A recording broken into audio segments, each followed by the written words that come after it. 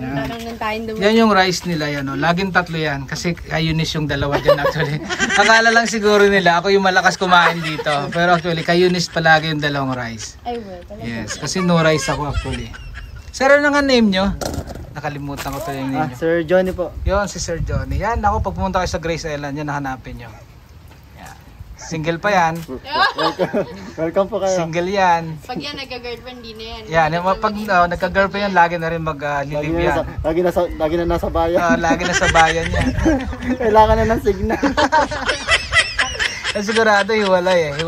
Kaya mga pumupunta dito actually puro single lang. Puro single. Kaya ka pala nandito. Siyempre naman.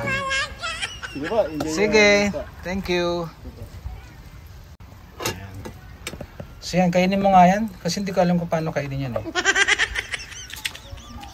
Mahilig pala sa seafoods to. Opo, super. Alright. Oy, galing. Yummy. Ganun pala yun. One. Ikaw na.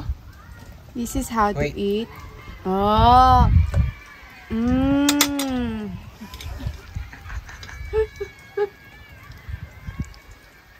Swerte siguro magiging boyfriend ni Eunice. Kasi kuwela siya kasama eh.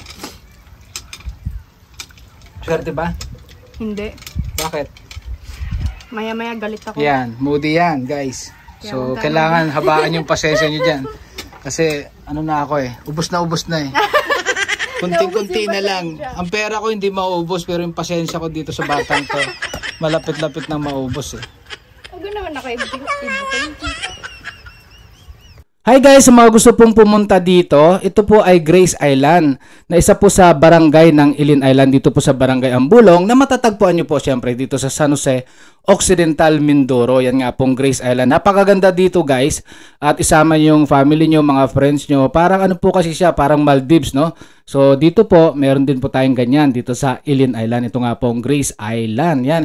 At ang kanilang breakfast, lunch, tsaka dinner, kasama na po yan sa package na babayaran nyo. Kasi dito po, ay medyo malayo po siya sa bayan. Ano? So kailangan, isama mo na po yan sa package nyo para nang nun, hindi na po kayo mamroblema sa kakainin nyo. Pero don't forget din po na magdala po kayo ng mga snacks nyo kasi medyo may kamahalan din kung dito po kayo bibili. Pero ito pong kanilang mga pagkain ay talagang worth it yung binayad nyo. So pumunta po kayo dito pag summer, no? Wag po panahon ng bagyo para po hindi kayo ma-stranded dito. Katulad po ng nangyari dito sa akin, na-stranded po ako dyan.